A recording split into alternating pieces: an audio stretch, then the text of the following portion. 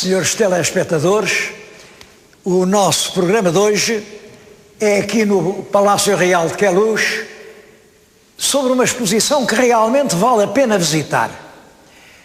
A exposição tem um título, o título é Presidentes de Portugal. Não sei se o título está assim muito bem posto, não sei, porque, como sabem, agora o meu papel é andar por esse país a fazer programas e em cada terra há um senhor presidente a quem eu vou apresentar cumprimentos. O senhor presidente tem um gabinete e tem uns assessores e tem um motorista e tem uma bandeira e tem uma banda. Bom, desses há 308 presidentes de câmaras. Mas as juntas de freguesia também têm presidente, são 3.000 e tal. E os clubes desportivos, que são mais de 1 milhar, também têm presidente. E os conselhos de administração também têm presidente. Bem, aqui em Portugal, tudo o que não tenha comandante tem presidente. Portanto, há milhares e milhares de presidentes. Ora, isto é uma forma abreviada de dizer os presidentes da República em Portugal. Falta aqui a palavra República. E é sobre a palavra República que eu vou começar. É uma palavra importante, uma palavra que vem diretamente do latim. No latim, res, a palavra res, quer dizer coisa, assunto, matéria. Olhem, eu ainda sou daqueles que estudaram latim. O livro pelo qual eu aprendi o latim chamava-se o Res Romanae, as coisas romanas. Res é as coisas.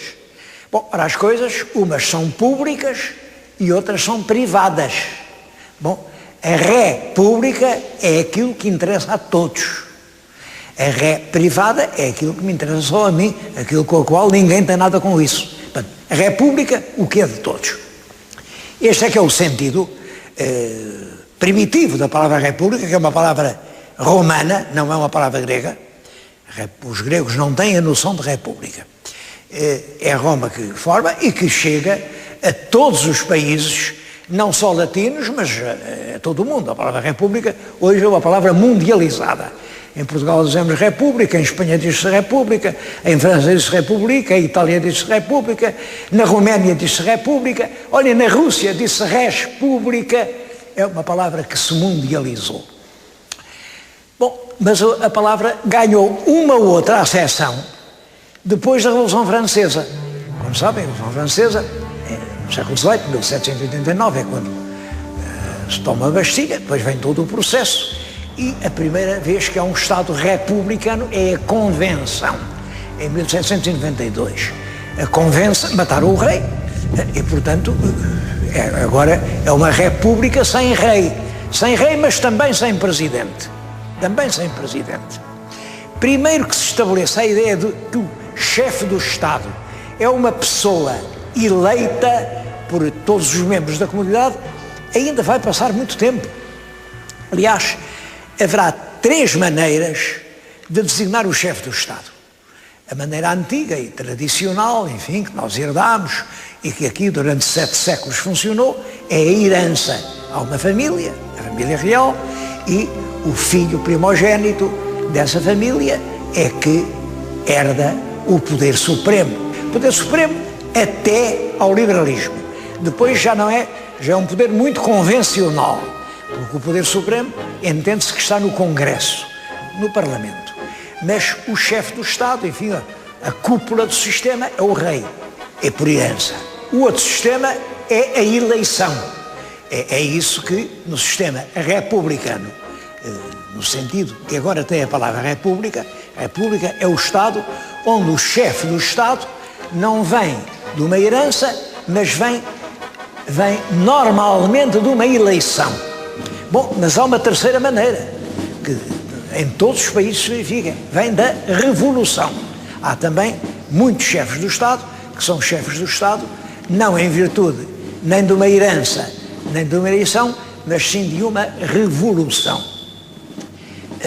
Na República Portuguesa há vários chefes de Estado que foram chefes de Estado por causa de uma revolução.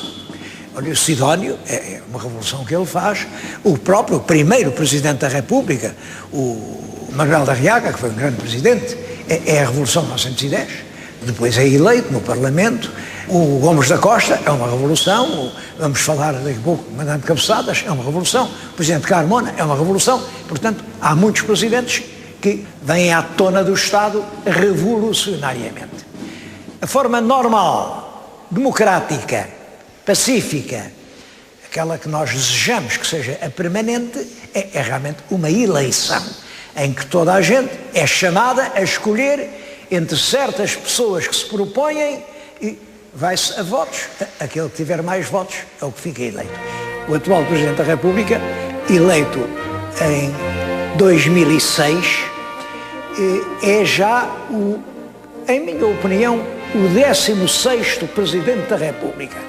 Mas nesta exposição não se fala em 16 presidentes, mas sim em 18. Bom, há aqui um problema de contagem, que é este, para mim, o Presidente só é Presidente se for proclamado como tal, proclamado como Presidente, e depois reconhecido internacionalmente, reconhecido pelas Nações Amigas como Presidente do Estado, como chefe daquele Estado. Isso aconteceu com 16 presidentes. Há mais 2 que se intitularam, mas é o Almirante Mendes Cabeçadas e o Marechal Gomes da Costa. Ambos eles, houve um momento em que disseram, agora o Presidente sou eu, e chegaram até a ter reuniões em que se intitularam presidentes, não era uma decisão muito clara. Há um momento em que eles dois, com um terceiro, que era o General Carmona, apresentavam-se os 3 como um triunvirato que dirigia o Estado, mas enfim, eles não foram nem nunca proclamados solenemente, nem tomaram posse das funções, nem foram internacionalmente reconhecidos. Por isso, eu penso que houve 16 presidentes. A República proclamou-se em 1910, mas a ideia republicana era muito mais antiga. Penso que a primeira vez que se fala claramente em República é num livro publicado em 1851. Este ano é importante, 51, porque, reparem, isto coincide com a regeneração. A regeneração é o golpe, enfim, que uma monarquia cansada e é regenerada e aparece a política do Fontes Pereira de Mel, os melhoramentos materiais, as estradas, os comboios, os telégrafos, todos os serviços são renovados, enfim, a monarquia que nós herdamos, monarquia completamente liberal e pacífica, ordeira. Esse livro é o livro dos estudos sobre a reforma em Portugal do Manuel Henriques Nogueira. No dia 25 de abril de 1848, publica-se em Lisboa o primeiro número de um jornal chamado A República. A República. É o primeiro periódico que tem esse título.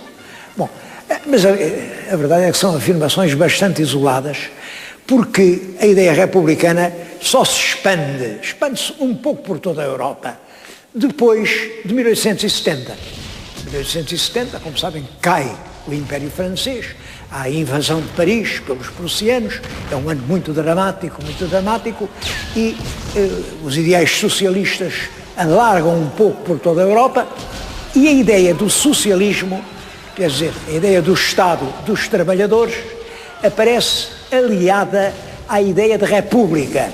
A república é a forma do Estado dos trabalhadores e, de certo modo, a monarquia é a forma do Estado dos proprietários. O proprietário que já tem quer continuar a ter, portanto é conservador. E quer conservar a forma de governo que vem do passado, a herança. O trabalhador não tem nenhum passado a defender, mas tem um futuro a conquistar. Por isso é socialista e é republicano. Em Portugal as coisas não se passaram bem assim, porque isso é um dos grandes entorces do processo político português, porque o Partido Republicano, logo na sua formação, o diretório conheceu uma grande figura de intelectual, está aqui junto de mim, é o Teófilo Braga, que é o chefe do primeiro governo provisório, e que era um homem, ele era um ideólogo, ele era muito teórico, este homem escreveu imenso, era um grande sábio, reparem, está mesmo com cara de sábio, olhem para ele. Bom, mas achava que essa coisa dos socialistas era lá uma utopia, uma ideia que ele considerava insensata. Não, não. Ele queria uma república de proprietários. Portanto, nada de socialismos. Bom, e a república que se proclama em 1910, ainda é uma república popular, uma república da carbonária, uma república do povo, mas rapidamente o diretório presidido por ele, por Teófilo Braga, apodera-se dessa revolução e instaura uma república burguesa, que é a nossa primeira república. Há até um episódio bem engraçado. Como sabem, os revolucionários estavam concentrados na Rotunda, próximo a Marquês de Pombal. E foi essa resistência que permitiu que o movimento triunfasse. Bom, e a seguir, no dia 6 de outubro, foi lá o diretório, eram todos sobre casaco e chapéu alto, a dizerem aos revolucionários: vocês, como bons operários, fizeram o par de botas, agora entreguem as botas a quem lhes encomendou. Este episódio passou-se, e de facto a primeira república, porque em Portugal há depois 3 repúblicas. Eu bem sei que há pessoas, e pessoas com quem eu tenho muita consideração e até amizade pessoal, que dizem que não, que houve 2 repúblicas. Eu não consigo compreender isso, porque realmente houve 3 constituições republicanas, todas reconhecidas internacionalmente, todas começam por dizer que Portugal é uma república e, portanto, houve realmente 3 repúblicas. É a República de 1910, que tem a Constituição de 1911, e eu estou agora junto, exatamente, dos chefes, dos presidentes dessa Primeira República. O primeiro presidente eleito é o Manuel de Arriaga. Eu tenho aqui, foi editada uma coleção de livros sobre todos os presidentes. Manuel de Arriaga era um republicano histórico, como parte na propaganda, um homem que falava muito bem, era açoriano e era advogado. Bom, mas devo dizer que nesta Primeira República devem-se distinguir 2 tendências. Uma república escarlate, vermelhão, uma república intensa, radical, democrática, e uma república conservadora, uma república complacente, uma república cor-de-rosa. Há 2 repúblicas. E logo que se instala a república surgem as 2 tendências. Ora, quando se vai a votos para eleger o primeiro presidente, é muito difícil, porque há quem queira um presidente, logo, um presidente da República Vermelha, da República Radical, e há quem queira um presidente mais moderado. Triunfou o presidente mais moderado, que é o advogado Manuel de Arriaga. Este homem é presidente em 1911 e tenta em 12, em 13, em 14, em 15, até 15, tenta sempre evitar os excessos que podem desacreditar o regime, podem tolher adesões, e ele tentou realmente isso de toda a maneira, até que há uma revolução democrática muito violenta em 1915, uma revolução que faz cerca de 200 mortos em Lisboa, uma sangueira, uma brutalidade, e realmente os democráticos ele vai-se embora e é chamado para completar o mandato de 4 anos, que faltavam poucos meses para os 4 anos, é chamado o antigo chefe do governo provisório, Teófilo Braga. Bem, foi um presidente apagado, aliás ele entendia que o presidente, ele dizia que o presidente não tem o direito de se dirigir aos portugueses, o presidente não tem o direito de falar no Parlamento, não, quem manda é o Parlamento. O presidente é apenas uma espécie de oficial às ordens do Parlamento, era a ideia que ele tinha. Ele tem um discurso em que diz isso. Bom, é uma figura, como presidente, muito apagada. E depois faz-se então uma outra eleição e é eleito outra grande figura, que é o presidente Bernardino Machado. Bernardino Machado é um antigo professor catedrático da Universidade de Coimbra, é um homem que já tinha sido ministro no tempo da monarquia, uma grande figura de político, mas agora com ele já é a tal República Escarlate que triunfa. É a República que quer a entrada de Portugal na guerra, na Grande Guerra, a Grande Guerra de 1418. Havia uma opinião aqui que entendia que a gente não tinha nada a ver com essa guerra, e a guerra é sempre má, portanto, teríamos que a fazer em África, porque os alemães, que eram vizinhos lá dos territórios portugueses, invadiram e provocaram incidentes de fronteira, mas aqui entendia-se que devíamos permanecer neutrais. Entendiam certas correntes. Outros entendiam que não, que devíamos organizar uma tropa que não tínhamos, armá-la e mandá-la para a guerra, para o front.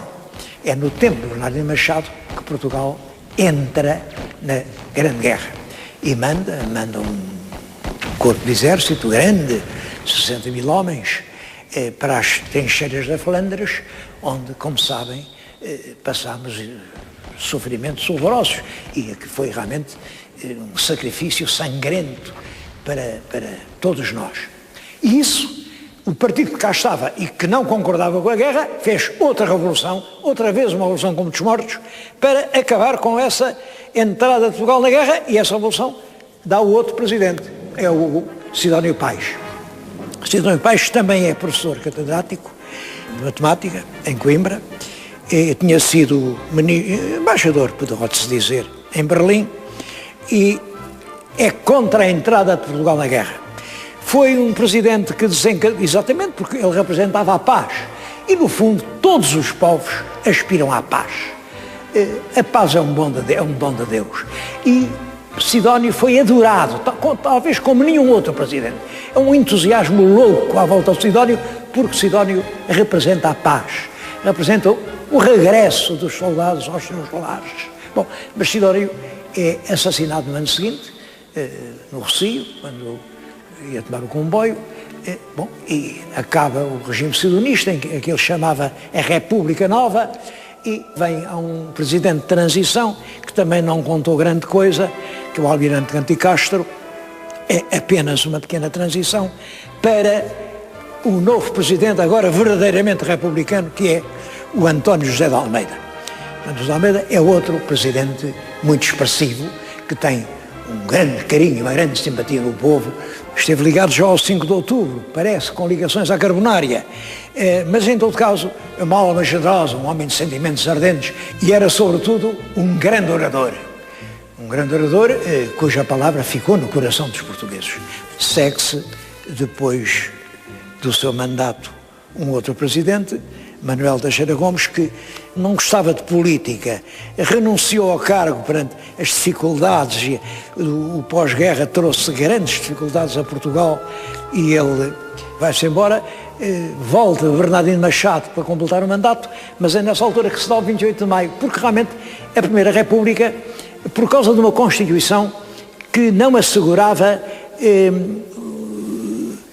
um poder efetivo, o governo estava sempre a mudar. Chegou no ano de 1920, houve 8 governos. Não era possível assim, essa cadeia, golpes militares, intervenção constante. Foi realmente uma república atormentada e havia o desejo de renovar. E aparece a Revolução de 28 de Maio para isso mesmo. É no 28 de Maio que está aqui. Um dos livros é sobre o comandante Mendes Cabeçadas e descreve minuciosamente a sua intervenção.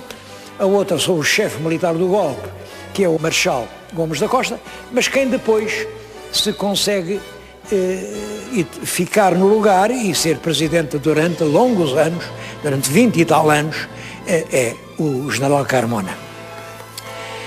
Ao General Carmona, que está até à morte, quando morre sucede-se General Craveiro Lopes. Eu conheci ainda os dois, e o último presidente da Segunda República é o Almirante Américo Tomás, que ainda está na memória de muita gente. Bom, e também Tomás não termina o seu último mandato, porque há uma revolução, a Revolução do 25 de Abril de 1974. E com ela há uma nova Constituição, há um acordo da Junta de Salvação Nacional, em que promete que dentro de um ano se fazem eleições para fazer uma nova Constituição, são as eleições de 25 de Abril de 75 e sai depois a Constituição de 76. É essa fase que é a Terceira República.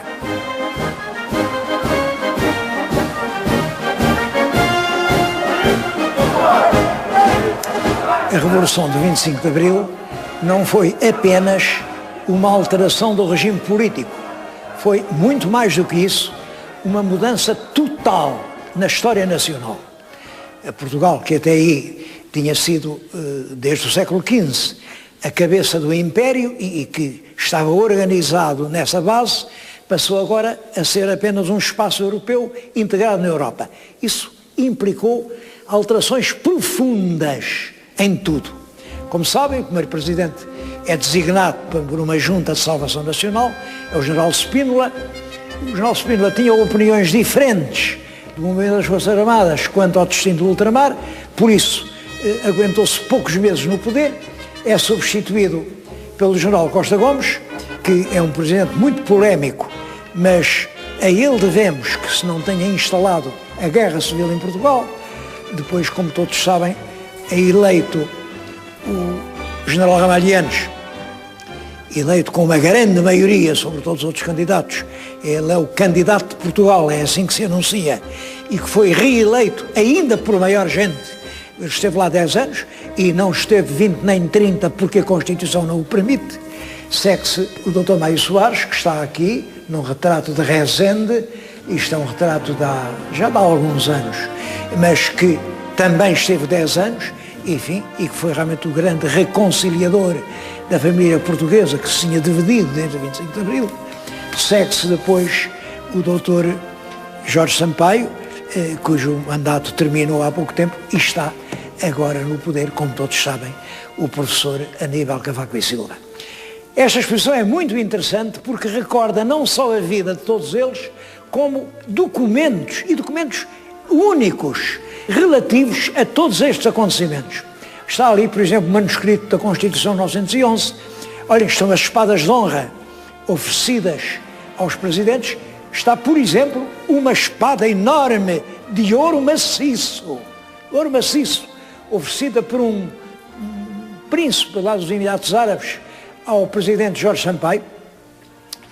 Está um presépio de madrepérola lindíssimo, que foi oferecido, imaginem, pelo Arafat, também ao presidente Sampaio.